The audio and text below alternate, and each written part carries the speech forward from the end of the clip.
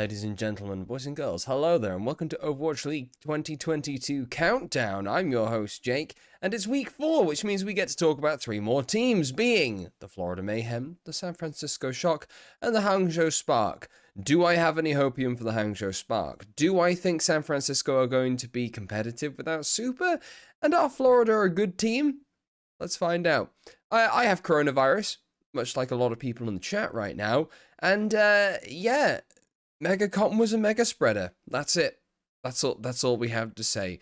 Once again, chat, I will respond as best I can post this segment, but it's YouTube style, so we're going to be doing things in the recordy style ways. But that's it. That's it for the small intro. I want to get started so that I can go back to bed, because that is very important today. Okay, so I'm going to start with Florida today. Obviously, the way that I do this is I take out a team who I think is going to be low tier next year, a team that I think is going to be high tier, and a team that I think are going to be basically middling. Now, when I looked at Florida Mayhem initially, I thought this was a low tier team. So in reality, there isn't one this time, because I have to say, spoiler alert, I think this Florida team is pretty good. I like this team quite a lot, actually. But let's go through a lot of the elements of this team, because Florida are interesting, because obviously their first 2 years in the Overwatch League were basically terrible. It wasn't very, very good from them at all. Their third year, when they did their rebrand, when they went into, sort of like their Miami Vice style, they signed on a Korean roster. They were led by Fate and Gargoyle. You had Yaki and BQB just doing work, Gangnam Jim, and I can't remember who their support was at the time. Who was it? Who was their support at the time? Man. Was it Chris? Yeah, it was Chris, I think. So, obviously they had that, and they were pretty good. They were very, very competitive in the 2020 season. And 2021, we all thought they were going to go into it and they were going to be a relatively good team again. I had a lot of high hopes for them. I had a lot of hopium. I thought OG would finally find a rhythm. Unfortunately, he did not. They did qualify for the May Melee. They did get knocked home almost immediately. And after that, they had problem after problem after problem. And it was a disaster of a season from a roster that have so much talent, to be frank. So 2021 kind of fell apart for them. But they've made wholesale changes. They've had a couple of coaching staff reworks as well. And we're going to see exactly how they get on. They've only retained one player being Checkmate on DPS. Hopefully he's not playing tank this time. That would be good. We don't want him playing tank this time. And they have signed some different tanks. So let's go through this. Let's go through this whole team, right? Starting with, should we start with their support line? Okay, let's start with the support line. So they lose Slime, they lose Gangnam Jin, and they bring in Samajed and Arnamo. So Arnamo comes directly from Seoul Dynasty, and Samajed has come off the contenders scene from Falcon Esports, I think. So I've done a lot of digging into these guys. Obviously, Arnamo is Arnamo, rapidly successful on the NYXL when he came in. He replaced Arc, I think, on NYXL in Season 1 going into Season 2. And you know what? Arnamo has been a very consistent and an excellent main support up until last year, where I think he really wasn't, particularly formful, shall we say. But I still think he put in a relatively okay shift with Seoul Dynasty. But I think that's much like what Slime was last year for this team. So Slime is, as you would expect to be, a top tier main support, or has been, at least with Runaway and was on Vancouver, but didn't really look as much to be that top tier main support last year.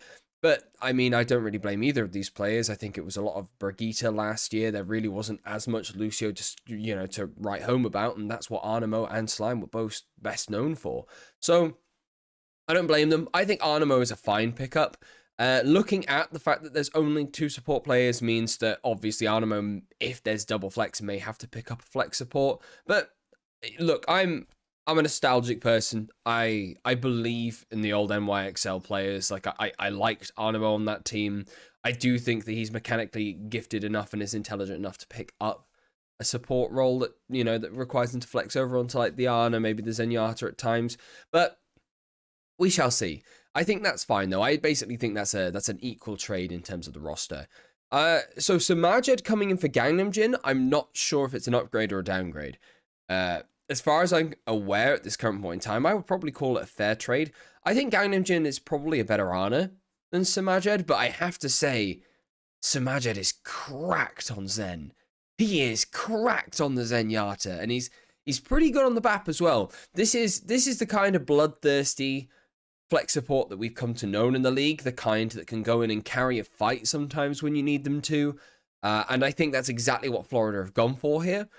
I think this is a good pickup, personally. I quite like this guy a lot.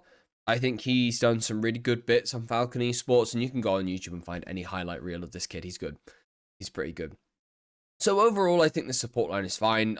It's not necessarily an upgrade or a downgrade, I think, from last year. I think it's more or less in a similar position, which is absolutely fine. Going into the tank line, they pick up 2 players, of which I find very interesting and know for a fair amount about. So, firstly, they pick up Adam. Now, Adam, we're essentially treating as a rookie this year, but Adam was actually on the LA Valiant for Season 4 before they imploded and went over to China, which is interesting because he's finally getting, hopefully, a start on Florida. Now, or was it the 2020 season? It might have been 2020. Anyway, memory, not as good. Either way, he's here now. He's back in the Overwatch League. Maybe he'll get to play. And he's been rehoning his craft over in Contenders, and I have to say I was watching a fair amount of games from when he was playing on Uprising Academy this last season, and he's looked good. Like, he's got a very strong diva. I am very impressed with his Zarya. I think his Zarya is incredibly bloodthirsty. He's very, very good when it comes to, you know, hunting down players, getting a lot of damage. He keeps really high energy in the series, I believe, against Dark Mode in NA. So, yeah, look, Adam's good. I like Adam. I think this is an excellent pickup. Also, I mean, let's be real. Florida Mayhem, more like Florida Australia, am I right? That's my bad joke for today. They are, with their coaching staff being McGravy and Gunber as well. Like, this is Team Australia right here. And look, I like this. This is good. Wait, no, McGravy's not Australian. I think he's States, isn't he? Yeah, sorry, McGravy is States, but Gumba's Australian, and he's the head coach, so it's Team Australia. It's fine. Don't worry about it. Don't worry about it. It's fine.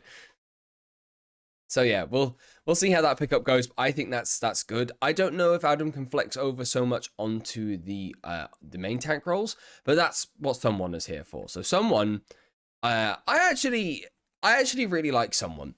So if I'm correct, Someone has been playing this last season on Team CC, who in Korea, the Korean Team CC, haven't been doing so well. And that's fine. That's, you know, there was a lot of competition in Korean Contenders this last season gone by. But I've always looked at Someone and I've watched him play, and I've always thought that he's a relatively consistent main tank. I don't think he lights the world on fire. I don't think he's the kind of monkey main that will go around and be very, very proficient with his primals. You know, I don't think he's like a Reinhardt that will get the mega shatters like Super used to. But he's good. He's very, very good. And for my folks that just joined the chat, now we've just started on Mayhem, then we'll go into Hangzhou and Shock. So don't worry about it. You haven't missed anything just yet. Anywho, so I like this pickup. I like Someone. I think he's relatively consistent. And when we went through the 5v5 scrim on Workshop, Someone was flexing over onto D.Va quite a lot. And I believe I said it quite a lot in my VOD review of that scrim, but I really like Someone. I thought that his D.Va was pretty good as well. So, yeah, I think this is a good pickup. When's his birthday, though? We've got to find out when he'll actually be of age to play in the league, because otherwise, you know, it's going to be Adam starting for a while, but that would be okay. April 24th, yep, so he will be 18 when the league starts. That's good. This is good. In my opinion, this is a good pickup. He's still young, he's fresh. He wants to succeed on this team. That's good stuff. That's what you want. That's absolutely what you want. Moving on to the DPS line. Right. So I both like and don't like this DPS line. First of all, Checkmate. Maybe Checkmate will actually be able to play some DPS this year. Good for him. But personally, I think Checkmate is going to be behind Mirror and Hydron all season. I don't think there's a chance really that it's not Hydron and Mirror starting for me personally. And I think I said that in my VOD review as well. I think I quite literally said that in my VOD review of Boston versus Florida that it's going to be Mirror and Hydron, because Hydron is fucking cracked. He is insane. This kid on American Tornado and subsequently Redbird Esports has been absolutely insane. We were talking about the excellent pickups that, you know, basically the American Tornado roster has been for a lot of the teams in this league. So, you know, you've had OG and Ultraviolet going to Atlanta. You had Venom, I believe, was part of... No, he wasn't actually. Venom wasn't part of that roster. Anyway, Reiner going to LA Gladiators. I'm surprised that Speedily hasn't been picked up, but I don't know if he's of age yet, which would probably make sense as to why. But Hydron is highly rated, and if you're trying to replace Yaki, which he's essentially here to do, I think this is a good way of doing it, you know? Because Yaki was incredibly talented with so many different roles, but Hydron is a good way to try and fill that void, at least on Tracer. And then with other roles like, you know, your Pharos and your Doomfist of this world, Mirror's excellent. And something I've written down in my notes today is that Mirror could end up being quite a very good sleeper pickup with the state of what Overwatch 2 might be. So obviously Mirror has been playing tank before he came into Overwatch League, and on Gladiators he played a little bit of tank. Namely, his Zarya during GOATS was excellent. We've known him as this, you know, high damage Zarya, this very aggressive player. But also we know that Mirror has got a mean Doomfist on him. So, in a sense, I think there's a very high possibility that depending on how strong Doomfist is at launch of the league and at the launch of the beta, Mirror could end up starting on main tank with Hydron and Checkmate on DPS and then Samajed and Animo backing him up. And in all honesty, I don't think that's a bad idea. So, you know, my assessment of this team is actually, it has gone from being pretty low, pretty middling, pretty like, I watched them play against Boston in the scrim. They looked okay, I guess. But in that scrim, I don't think they had Adam. I don't think they had Samajed either. I think they were playing with someone else. I could be wrong, or it was Samajed and Animo. But they didn't look particularly good. But then that's A, workshop build, and B, they didn't have their full roster. Like, Hydron wasn't even there yet. And Hydron is just kiss. So, look, I like this team. My concerns with the team would be, you know, are they going to have a communication issue with, obviously, Animo, someone, Checkmate, coming from, you know, Korean-speaking rosters? Namely, obviously, someone has been in Korean-speaking rosters all of his career. You know, Checkmate and Animo have basically been in that as well. So it's going to be an interesting mesh, but you would have to assume that those players have been picked up with a communication strategy in mind. So look, I like this team. I don't know where you're going to be really fighting if you're Florida this season. I think that Florida, if they hit their stride early, and they are able to perform to the potential of all of these players, you could see them fighting for that top 8 and getting into a lot of the tournaments. But for me personally, I think this is like I still think that this is a team that's going to be fighting more so in that bottom 5 more than anything else. And that's purely because of the stature of the teams above them. And we'll talk about a couple of those teams above them now. But that's Florida. That's my thoughts on Florida. We'll see how we go. I've just read my notes on it saying that Florida Mayhem, Samajed frags. That's literally what I've written here. I do think, however, one thing I will say before we move on is that I do think this is an overall downgrade. So, other than the tank line, which I think has gotten better, and that's no disrespect to Gangnam Jim, but he didn't perform last year, and OG obviously is just... OG is a sad case, really, isn't it? It's a shame what happened with OG, with all that talent, but just unable to live up to that potential. I do think the tank line is an upgrade, but I think the rest of the squad is overall just about a downgrade, and that's more so because of the DPS line more than anything else. Like, I don't know who plays Hitscan on this team. Like, who plays Hitscan on this team? Because really, Hydron is the DPS player that can do everything, but he's also the one that you need to be playing Tracer. Just Checkmate for Hitscan? I always thought Checkmate was more of a flex DPS hero. I can double check it now, but it's the same for Mirror. So, yeah, I don't know. You know, it's... kind of iffy in that regard. But we'll see. We'll see. I have a little bit of hopium for this team, though. I like Florida. His hoping for the Florida Mayhem. Okay, let's move on. Let us move on. We're going to talk about Hangzhou. That's right. I'm going to talk about Hangzhou Spark. I wanted to last week. I'm very excited to talk about Hangzhou Spark. This team really interests me. It really interests me. Now, I have spent 2 or 3 hours today watching through Chinese Contenders VODs, and I've got to say, Chinese Contenders deserves more publicity. Because, my God, there's some really good Overwatch in Chinese Contenders. Like, Team Chaser versus Bilibili Gaming for the Grand Finals. Whoa, boy. Oh, those two teams are absolutely nuts. And Team Chaser is the academy team for Chengdu, and Bilibili Gaming is the academy team for Hangzhou. So, both of these teams, and we'll talk about Chengdu, I think, next week, but both of these teams are pulling up a lot of talent from their academy teams. And it's very unsurprising because, God, some of that talent is good. So let's go through it. Who do you lose if you're Hangzhou? You basically drop quite a lot of players, but once again, Hangzhou is one of the biggest rosters in the league. So they drop Sominsu and Godsby from DPS. Godsby obviously retiring. I mean, that's a shame. But you know what? Both of them have relatively good careers. Sominsu, I'm very sad, didn't really get to actually properly play DPS in Overwatch League. Bar a little bit of Reaper and a lot of Zarya in the GOATS meta, but, you know, I'll remember Sominsu pretty fondly. They dropped Takoyaki.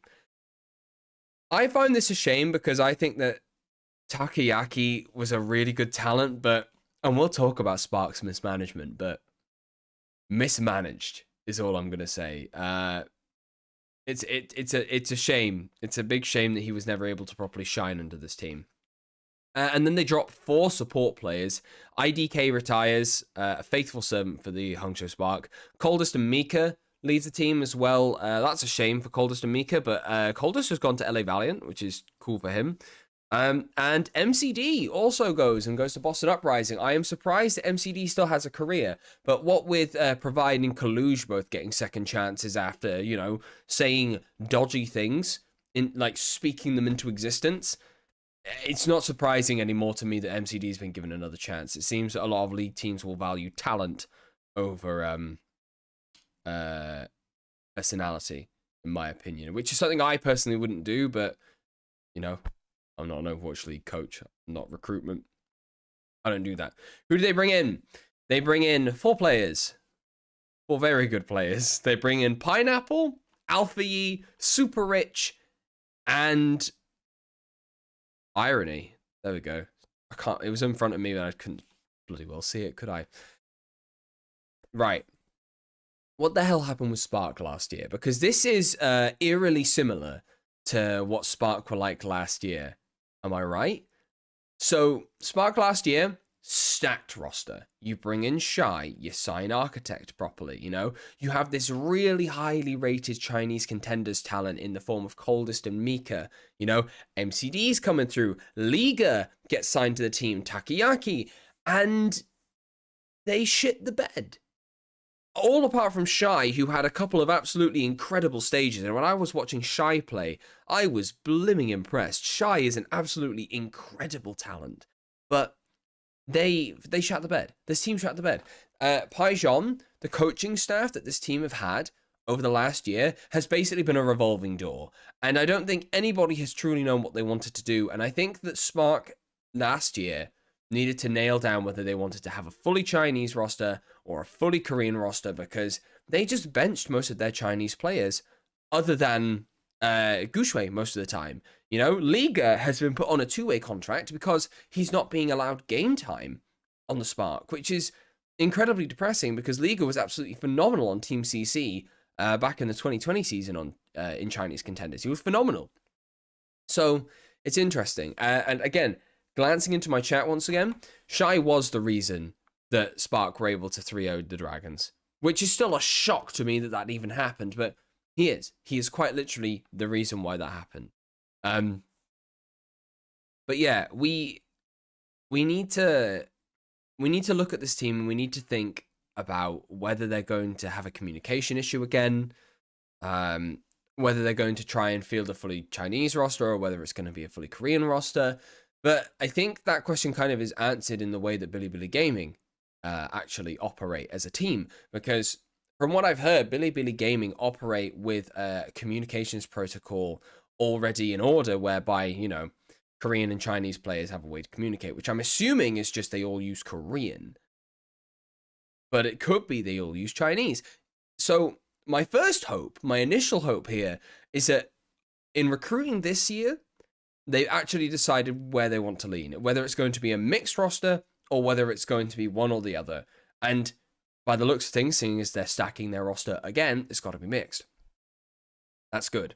But let's go through the players real quick, and we can talk a little bit more about my concerns in the coaching in a moment. DPS, they keep Architect and they keep Shy. Good. Really good. I still really like Architect. I think Architect is a really good player. So, you know, no qualms from me, personally. They keep Shy, obviously. If Shy leaves this team, I am terrified because Shy is still absolutely incredible. And I really, really want him to have an all-star year this year. I really think he could. He is that good. He is simply that good of a hit scan. And then they bring in from their academy team, they bring in Pineapple and Alpha Yi. Okay, I sat and I watched an absolute bucket ton Chinese Contenders VODs.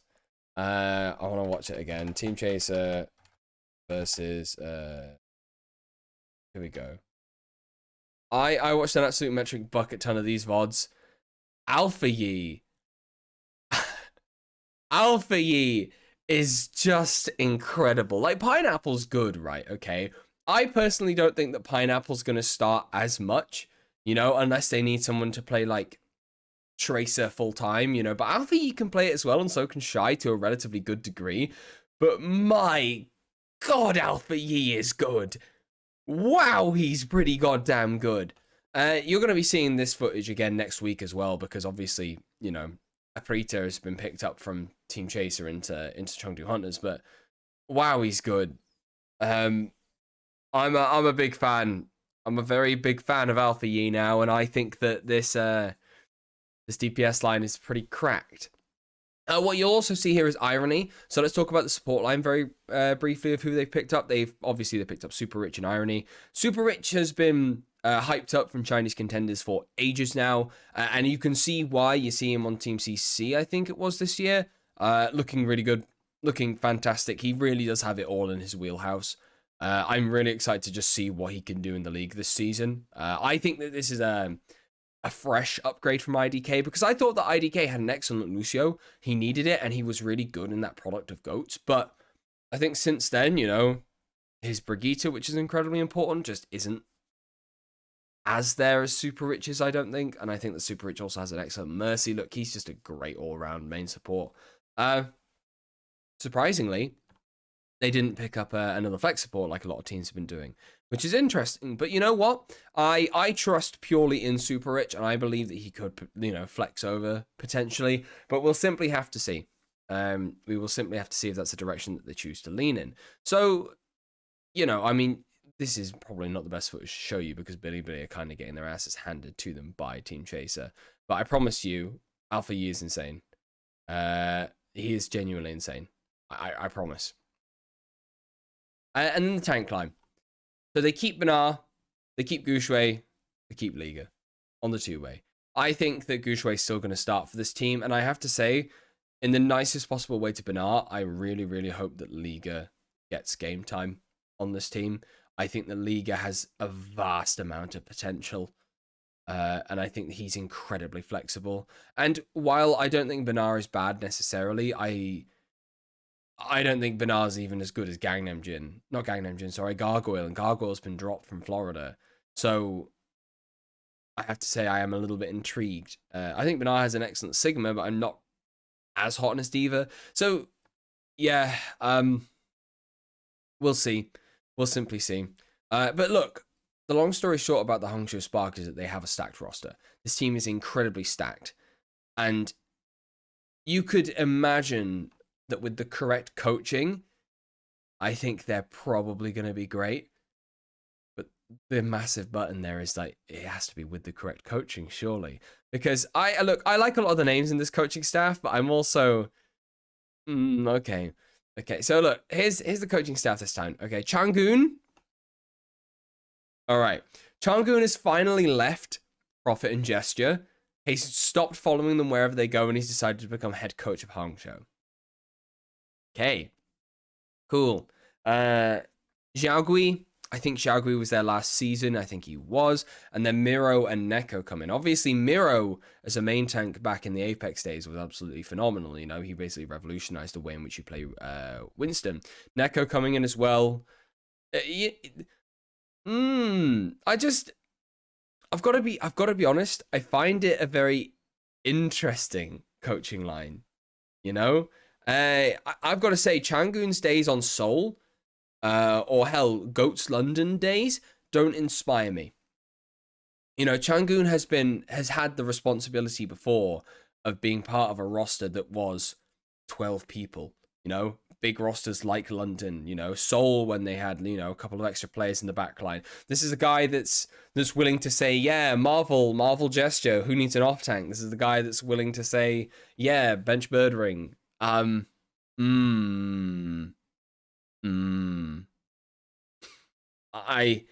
don't know. I'm going to be perfectly honest with you. I don't know. I think this is better than Paijon? Probably. I mean, but look, Spark were just so poor last year. I'm too skeptical on what's going to happen here. I believe that Miro could have some really good input on the way that tank is supposed to be played. I think that Miro will probably figure out the way, like an optimal way of which that main tank or off tank should be played in Overwatch 2. And I think that's what you're signing them for that knowledge, you know, for those logistical ideas. But in my head, I still don't know if that's the coaching staff that's going to bring the best out of this team. And I also think that we may have like a case of too many cooks in the kitchen. I'm glad they shrank that support line down. I don't think that tank line is nailed down. I think they needed to drop one of Benar or Liga. And that DPS line is cracked, but it is also, in my opinion, a little bit too big. In the nicest possible way, as much as I've already sat here and sang Architect's praises, I think maybe moving Architect on might have been a good idea.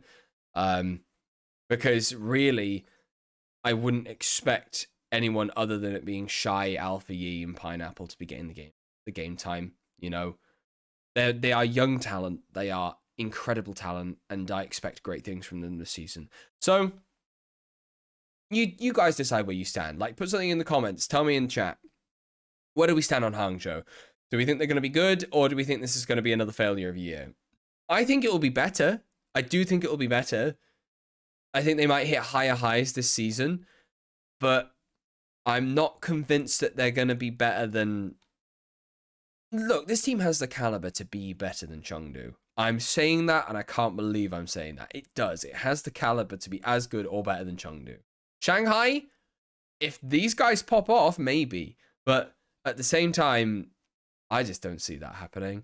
Seoul, if Seoul shit the bed, but I'm more confident in Seoul than I have ever been, so... And then, hell, even Fusion. I quite like the look of Fusion these days at the moment. So yeah, look, APAC is a hard region, in my opinion, even though there's less teams. It's looking incredibly competitive this season. And a lot of this is going to be dependent on whether Hangzhou can sort out which roster is their best as soon as possible. And that's it. That's where I am. But I would predict this team to get into at least one of the regionals. But I don't think they'll win anything. And that's down to the fact that I've been burned one too many times by Spark, man.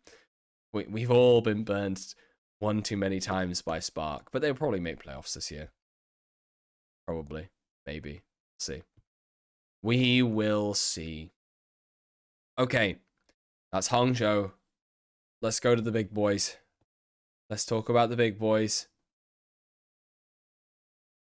Shock. Let's talk about Shock, shall we?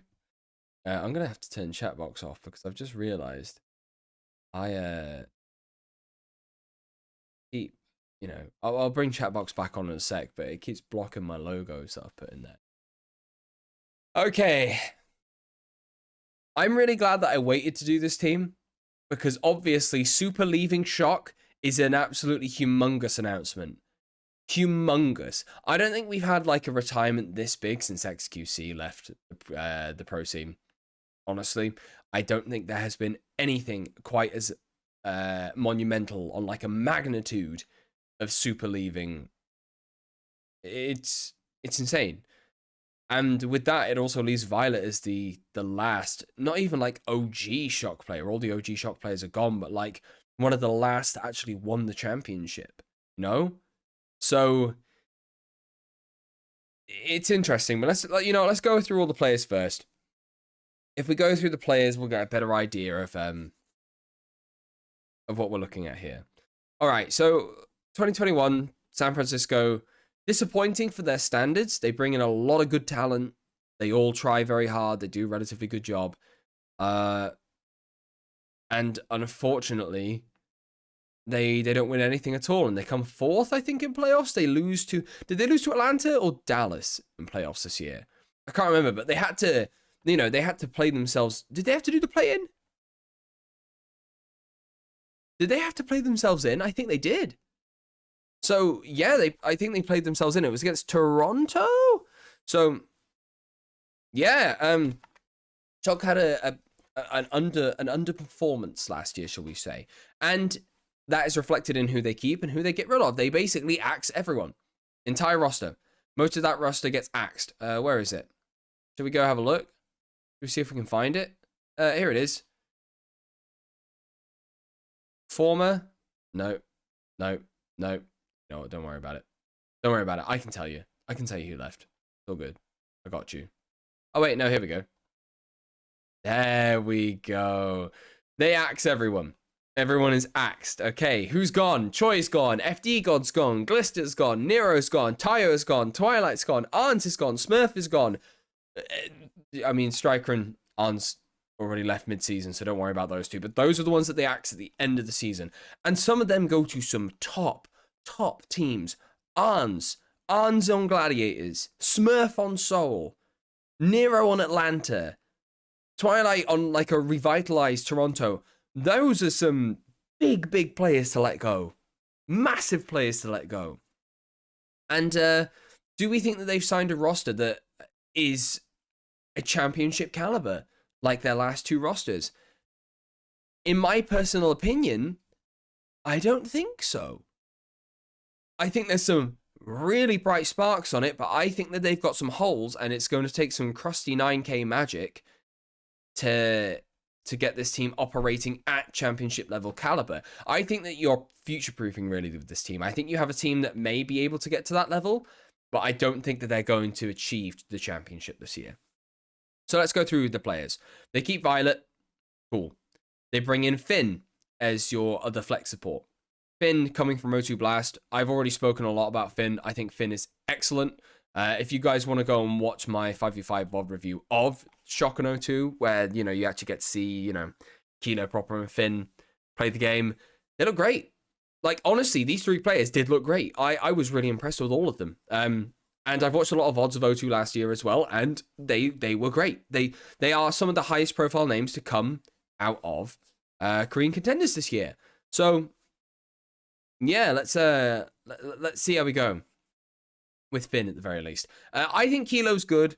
Obviously, there were 4 DPS players on O2 last year that have all been picked up since, which was although Merit, Kilo, and Proper. And Kilo was the one that played a lot of the time. Obviously, Merit's gone to Houston. I spoke about Merit last week. Kilo's fine. Kilo's good. Kilo is actually a lot better than I expected in terms of hit scan talent. So, good stuff. Good pickup. This is good for Shock. Fine. Is it Arn's level? Is it Arn's level? I don't know. I don't even know if Arn's is Arn's level anymore, and that's saying something, okay? But solid pickup for the future. Proper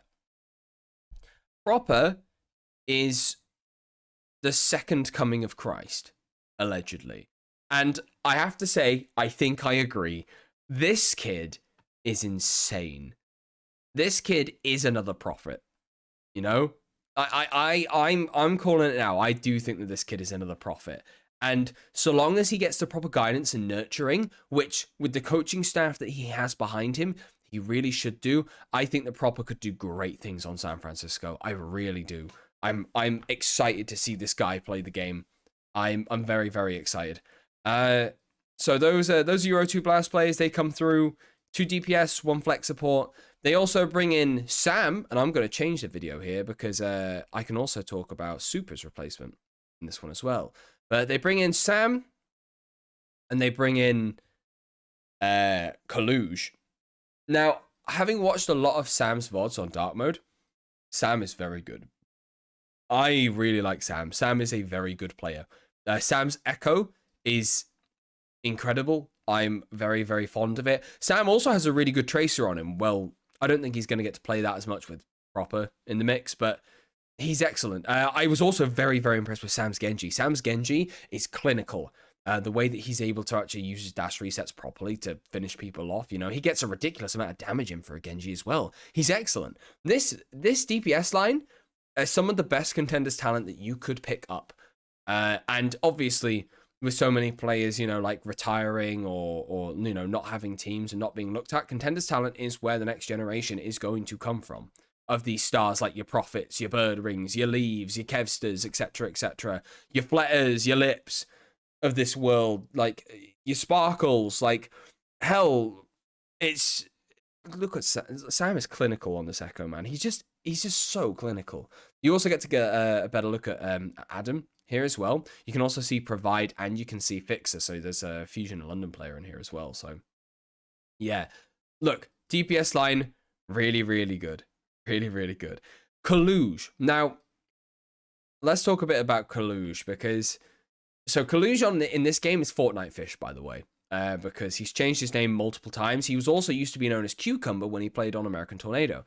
Now, about 4-ish years ago, Kaluge, much like MCD last year, Provide in his past as well, said some pretty dodgy things. I believe they were directed towards those from the Muslim community and women, but not good. However, the other general opinion of him now is that since then he has been reforming himself, trying to make himself better. You know, working hard to sort of like, you know, repent for the mistakes, etc., etc. Listen, I've said this last week. I'm all for giving people a second chance. That's fine, but I'm personally someone that would also say, look, when you do that kind of thing, okay, when you're, how do I explain this? I don't think that sets a good precedent for your team if you're willing sometimes to pull in people with that kind of a history. That's not what I personally would do. But, you know, give them a second chance. That's fine. That's all right, I guess. That it is what it is, you know? Truly has changed. We won't see it again and he'll become a role model and it'll all get to go in the past. But for me, okay, if I put this into perspective with MCD, for example, right? I think this isn't as bad as MCD because it's been 4 years. I think the time has come for him to have that second chance. MCD shouldn't have been signed this year because that was bloody recent. You know, that was less than a year ago. The league's going to start and he would have said what he said about 9 months ago. That to me isn't on. MCD shouldn't be playing this year. He shouldn't be playing this year. But okay, with Kaluge, Provide, I think you've got a little bit more leeway. So yeah, that's where my stance will be on that. Apologies for the rambling. Anyway, those are off the pitch matters. Let's talk about what's happening actually in the game, in the server right now. Kaluge is pretty good. I have to say, the guy's pretty good. I think he's better than False. When False was, well, as False is on American Tornado, I do think he is better. I think that he is the kind of diva player that is like Troy Oben, in a sense, in a strange sense, okay? So the way that I would distinguish a great top-tier diva player from somebody that's, you know, that's pretty good is that a diva player has to be proactive rather than reactive. So, for example, you can't just react to when you hear that pulse bomb get thrown. You gotta predict it. You gotta be ready to jump on it. You gotta predict the move so that you're there to swallow it before it even comes out. And that is something that I think that Kaluge has been incredibly good at. over the course of his career. He also has a mean Sigma on him. I've seen him play a little bit of Zarya. His Zarya is fine.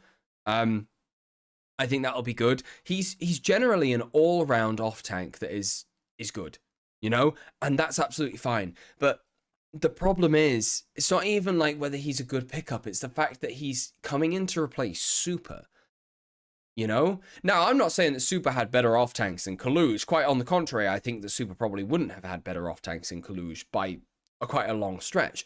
But what that does to you as a brand and what that does to you for morale is quite heavy for the Shock. And you could feel that in the way that people spoke about it on social media.